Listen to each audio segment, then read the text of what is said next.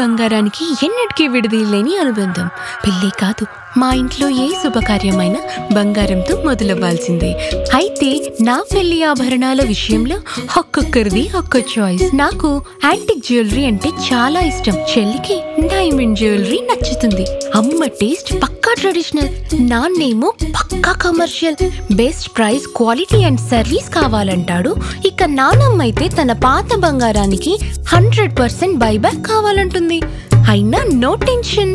మా అందరి అభిరుచులకి ఏకైక ఎంపిక మానేపల్లి జ్యువెలర్స్. తరతరాలుగా తరగని స్వర్ణ బంధాలు మన మానేపల్లి జ్యువెలర్స్. ఆయన డిప్యూటీ సీఎంఏ చాలు, ఆ పోస్టులో కరెక్ట్గా చేసుకుంటే సరిపోద్ది ఆయనకి. తర్వాత ఆ పోస్టుల్లోనే నాగబాబు గారిని మినిస్టర్గా చేశారు. అంటే రాజ్యాంగం వీళ్ళ చేతుల్లో ఉంది కాబట్టి పవన్ కళ్యాణ్ గారైనా చంద్రబాబు నాయుడు అయినా ఎవరినైనా చేసుకోవచ్చు. వాళ్ళు చేసుకున్నారు, ప్రజలు గమనిస్తా ఉంటారు. అంటే సీఎం గా చంద్రబాబు గారు ఉన్నప్పటికీ కూడా పవన్ కళ్యాణ్ డిప్యూటీ సీఎం గా ఆయన ఆలోచన చెప్పుకునే మొత్తం జరుగుతుందని కూడా టాక్ వినిపిస్తుంది. సో అది ఎంతవరకు నిజం అంటారు? అదే అబద్ధం. చంద్రబాబు నాయుడు అమాయకుడు కాదు, కేవలం పవన్ కళ్యాణ్ గారి గురించి. పవన్ కళ్యాణ్ గారి అడుగు జాడలను చంద్రబాబు నడుస్తున్నారని కూడా అంటున్నారు. అన్నాడు నడవడు చంద్రబాబు నాయుడు నాకు పర్సనల్ గా తెలుసు. పవన్ కళ్యాణ్ గారు మంచి వ్యక్తి, ఆయనకు ఉన్నది చేయించుకుంటాడు, వాళ్ళ అన్నయ్యకి పోస్ట్ ఇప్పించుకుంటాడు. తప్పే ఉంది, ఎవరి పోస్ట్ వాళ్ళు ఇప్పించుకుంటారు. ఈ పనులు చేయండి సార్ అని చెప్తాడు. చంద్రబాబు నాయుడు గారు మర్యాద ఇచ్చే మనిషి ఆయన. అందువలన రాజకీయ చతురత కలిగినటువంటి చాణక్యుడు, గౌరవిస్తాడు ఒకళ్ళొకళ్ళు. కానీ ఆ శృతి మించి అడిగితే మాత్రం తోక కట్ చేస్తాడు చంద్రబాబు నాయుడు. కేటీఆర్ గారి మీద కూడా కేసు నమోదైంది. ఆయన లైఫ్ లో జైలుకి వెళ్ళే అవకాశం ఏమైనా కనిపిస్తుంది మున్ముందు? అంటే రీసెంట్ గా కూడా కేసు నమోదైందన్న సంగతి తెలిసిందే.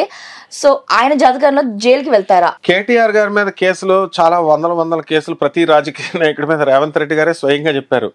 నా మీద బోల్డన్ని కేసులు ఉన్నాయి, ఈ కేసులు లా వేరు ఇది వేరు, కేసులు సీఎం అవ్వడం ఇవన్నీ అయిపోతాం ఆటోమేటిక్ గా, దానికి ఒక పద్ధతి ఉంటుందని. ఎప్పుడు వెయిట్ చేస్తున్నాడు కేటీఆర్, నన్ను ఎప్పుడు అరెస్ట్ చేస్తారా అని వెయిట్ చేస్తున్నాడు. వెయిట్ చేస్తే సానుభూతి వస్తుందని.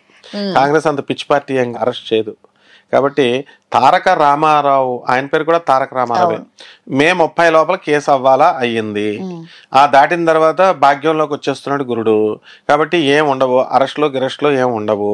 కాబట్టి ఇబ్బంది మాత్రం ఉంటుంది. వాళ్ళంతా ఫ్రెండ్స్, మళ్ళీ మామూలుగా మాట్లాడుకుంటూ ఉంటారు. కాబట్టి కేటీఆర్ గారి దాంట్లో జైలు యోగం లేదు. 2027లో జమిలీ ఎన్నికలు వస్తాయని అందరు అంటున్నారు. అది ఎంతవరకు నిజమంటారు? ఫాల్స్ ఎలిగేషన్స్, అవన్నీ అబద్ధాలు. ఏంటంటే వస్తాయని ఊహాగానాలన్నమాట. అవి రావాలంటే ఇప్పుడు ఆయన పెట్టినట్టుగా ఇంకా కొన్ని సంవత్సరాలు పడుతుంది, ఒక డికేడ్ పడుతుంది. 10,000 సంవత్సరాలు పెట్టమని దమ్ముంటే చూద్దాం, బెటర్. కాబట్టి అవన్నీ ఊహాగానాలు మాత్రమే. కేసీఆర్ గారి పొలిటికల్ కెరియర్ లో మళ్ళీ సీఎం అవుతాడా? ఎందుకు అవడానికి అవకాశాలు ఉంటాయి. ఆయన ఇప్పుడు డబుల్ బెడ్రూమ్ ఇల్లులు ఇచ్చినప్పుడు ఆ కేసీఆర్ నగరే మేము పెట్టుకుంటాం అంటున్నారు. ఎక్కడ తెల్లాపూర్ దాటిన తర్వాత కొల్లూరుకు 2 కిలోమీటర్ల యువతల మన ఇల్లులన్నీ ఇచ్చారు ఆయన, రూపాయి తీసుకోకుండా. సో ఆయన వర్గం ఆయనకు ఉంటుంది. సిటీలో ఉన్న ప్రజలంతా మరి కేసీఆర్ గారికి ఎందుకు వేశారు? ఆయన వర్గం ఆయనకు ఉంటుంది. సో రేవంత్ రెడ్డి గారిని ఇప్పుడు బస్సులు ఫ్రీ, లేడీస్ చూడు మంచి చేశాడు పాప. ఆయన ఫ్రీగా పెట్టాడు. ఫ్రీగా పెడితే ఆడవాళ్ళు ఎక్కేసి ఆయన దీనివల్ల చంపేస్తున్నాడు అని మగవాళ్ళు తిట్టుకుంటున్నారు. ఆడవాళ్ళు వినియోగించుకుంటూ కూడా ఓసి ఇది ఒకటేనా చేస్తున్నాడు అంటున్నారు. ఎలక్ట్రిసిటీ ఇస్తున్నాడు, గ్యాస్ ఇస్తున్నాడు, అన్ని ఇస్తున్నాడు పాపం. ఇచ్చినా సరే ఆయన పికప్ కావట్లా. అలాగే ఒక మనిషి కేసీఆర్ గారు అంత బాగా చేసినా సరే డౌన్ అయ్యాడు.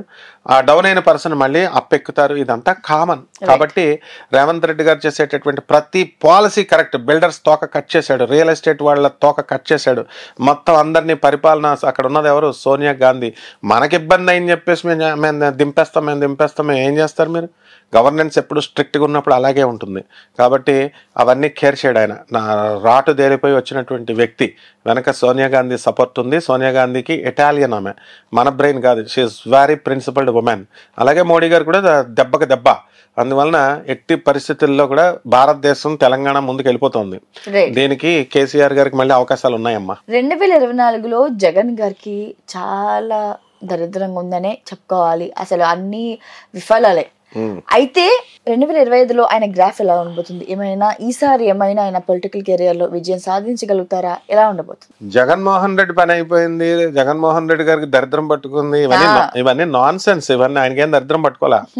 ఇప్పుడు ఆయన చేయాల్సింది లాస్ట్ ఇయర్ మొన్న జగన్ గారు బర్త్డే రోజున ఒక హోర్డింగ్ చూశాను, బోర్డు పెట్టారు. గతంలో మేము మంచిగా చేసాం, పరిపాలన డెవలప్ చేసాం, భవిష్యత్తులో కూడా మేమే డెవలప్ చేస్తాం. పెట్టారు, వాళ్ళ ధీమా వాళ్ళకు ఉంది. జగన్ గారి అభిమానులు జగన్ గారు పెట్టుకున్నారు, తిట్టుకునే వాళ్ళు తిట్టుకున్నారు. డెవలప్మెంట్ అనేటటువంటిది ప్రతి ముఖ్యమంత్రి చేస్తాడు. ఏ ముఖ్యమంత్రి నేను దేశాన్ని నాశనం చేయాలని ఎవరు చేయరు. కాకపోతే ఈయన పాలసీస్ సరిగ్గా అర్థం కాలేదు. ఈయన మోనోపలిగా వెళ్ళిపోతూ, ఒంటరి నిర్ణయాలతో వెళ్ళిపోతూ ఆ అహంకారం దించి అవతల పడేసింది. కాబట్టి ఇప్పటికైనా సరే బుద్ధి తెచ్చుకొని జరిగింది. అంటే అహంకారం ఉండాలి, అందం ఉండాలి, అంతేగాని ప్రజలు మెచ్చుకోవాలా. అది ఎన్టీ రామారావు గారు, అక్కినేని నాగేశ్వరరావు గారు, వాళ్ళని చూడు సీనియర్స్ ని, నాగార్జున్, వెంకటేష్, బాలకృష్ణ గారు, మన చిరంజీవి గారు, వీళ్ళల్లో రాయల్టీ కనబడుతుంది. అహంకారం లాగిపెట్టి అందరినీ కొడతాడు మన బాలయ్య బాబు. ఎవరన్నా తిట్టుకుంటారా? తిట్టుకోరు. అలా ప్రేమిస్తారు. అలా హుందాతనం ఉండాలి. కాబట్టి ఈయనకేంటంటే జగన్ గారికి 2025 సంవత్సరం ఏం ఫెచ్చింగ్ ఇయర్ కాదు. మకర రాశి అయినా, మకర రాశి రీత్యా ఫెచ్చింగ్ అయినా కూడా ఆయనకు అవసరం లేదు. ఇప్పుడు ఆయన బిజినెస్లు చేసుకుంటున్నాడు, కోటాను కోట్ల బిజినెస్లు ఉన్నాయి. ఆయన విజన్ ఆయనకుంది, ఆయన ప్లానింగ్ ఆయనకుంది. సొంత ఎమ్మెల్యేలకే మినిస్టర్లకి అపాయింట్మెంట్ అవ్వకపోతే ఆయన ఎవరు గెలిపిస్తారు? ప్రజలకి అర్థం కాని రీతిలో. కానీ ప్రజలకు కొంత డెవలప్మెంట్ చేశాడు, అందులో డౌట్ లేదు, ఎవరు చెప్పినా. ఎందుకంటే Group 1 ఎగ్జామ్స్లో, Group 2 ఎగ్జామ్స్లో వాళ్ళ స్టూడెంట్స్ ప్రిపేర్ అవుతున్నప్పుడు మేము చూస్తాం. సో వాళ్ళు చెప్పిన పాలసీ స్టూడెంట్సే స్వయంగా చెప్తున్నారు. జాబ్లు ఇవ్వడాలు ఇవన్నీ కాదు. ఏదో డెవలప్ చేద్దాం అనుకున్నాడు, అది కుదరలేదు. సో ఇప్పుడు అవసరం లేదు. మళ్ళీ ఎలక్షన్ ముందు 1 year ముందు జగన్ గారు దిగుతాడు, అప్పుడు ఉంటుంది అనమాట. బాగుంది. షర్మిల గారి పొలిటికల్ కెరియర్ ఎలా ఉండబోతుంది ముందుగా? అసలు ఫస్ట్ ఏంటంటే పాలిటిక్స్ అనగానే రోజు పేపర్లో ఉండాలా, న్యూస్లో ఉండాలా అని మనం ఎక్స్పెక్ట్ చేస్తూ ఉంటాం. అసలు అలాగా ఉండరనమాట. క్లీన్గా, స్లోగా, నెమ్మదంగా చేసుకెళ్లేటటువంటి రాజకీయ పరిణతి షర్మిల గారికి ఉంది. అంటే అప్పటికప్పుడే సడన్ గా ప్రతిరోజు మీటింగ్లకు వచ్చేసి ఇదేమన్నా ఉపర మీటింగ్లా, రోజు మీటింగ్లు పెట్టుకోవడానికి Sharmila the daughter of doctor YS Rajasekhar Reddy, పులి బిడ్డ ఆమె, పులి ఆమె, స్వయంగానే పులి, జగన్ కంటే పులి. ఆమె నిర్ణయాలు ఆమెకు ఉంటాయి, ఆమె ప్లానింగ్ ఆమెకు ఉంటుంది. ఖచ్చితంగా షర్మిలక్క మినిస్టర్ అవుతుంది కంపల్సరీ, అందులో డౌట్ లేదు. లేకపోతే నన్ను అడగొచ్చు, చీఫ్ మినిస్టర్ కాకపోవచ్చు, డెఫినెట్గా సెంట్రల్ మినిస్టరో, స్టేట్ మినిస్టరో ఏదో ఒకటి చేయడం మాత్రం ఆమె జాతకంలో ఖచ్చితంగా ఉంది. అండ్ ఆమెతో నాకు చాలా అనుబంధం ఉంది. అందువల్లనే నేను స్వయంగా చెప్తున్నాను, her planning, her dictatorship, her monopolism, her way of explanation, it's something different. Rajasekhar Reddy గారు లాగే ఇప్పుడు బ్రదర్ అనిల్ గారు ఎందుకు చేస్తారు, చేయమని. బాలకృష్ణ కెరియర్ లో ఫ్యూచర్ లో సీఎం కానీ మంత్రి కానీ అయ్యే అవకాశం కనిపిస్తుందా? బాలకృష్ణయ్య గారు సినిమా హీరోగా ఆయన సీఎం కావాలనుకుంటే ఫస్ట్ డే రోజునే సీఎం అయిపోతాడు. నో చంద్రబాబు నాయుడు. అక్కడ ఏంటంటే అక్కడ హరికృష్ణకి ఇచ్చారు పోస్టు, మినిస్టర్ పోస్టు. హరికృష్ణ తర్వాత బాలయ్య బాబు ఆ రోజు నాకే కావాలని కూర్చుంటే, బాలయ్య బాబుకి ఎప్పుడో టీడీపీ పార్టీ ప్రమాదంలో ఉన్నప్పుడు బాలయ్య బాబు ఎంటర్ అయితే ఎప్పుడో అయిపోతాడు ఆయన సీఎం. ఆయన వద్దనుకున్నాడు. వాళ్ళ చంద్రబాబు నాయుడు వాళ్ళ బావకి ఇచ్చేసాడు, వాళ్ళ కూతుర్ని ఇచ్చేసాడు. ఇంకెందుకు కావాలా ఇంకా సీఎం పోస్టు? సీఎం అంటే ఒక ఎమ్మెల్యే మాత్రమే, ఎమ్మెల్యే పోస్టుతో సమానం సీఎం అంటే. వాళ్ళు ఏరుకుంటారు, వీళ్ళ మినిస్టర్లు, వీళ్ళ సీఎం అని పెట్టుకుంటారు. కాబట్టి బాలయ్య బాబుకి ఆలోచన లేదు. కావాలనుకుంటే నిమిషంలో తెచ్చుకోగలడు, ఆయనకు అవసరం లేదు. కాబట్టి ఆయనకి యోగంలో లేదు.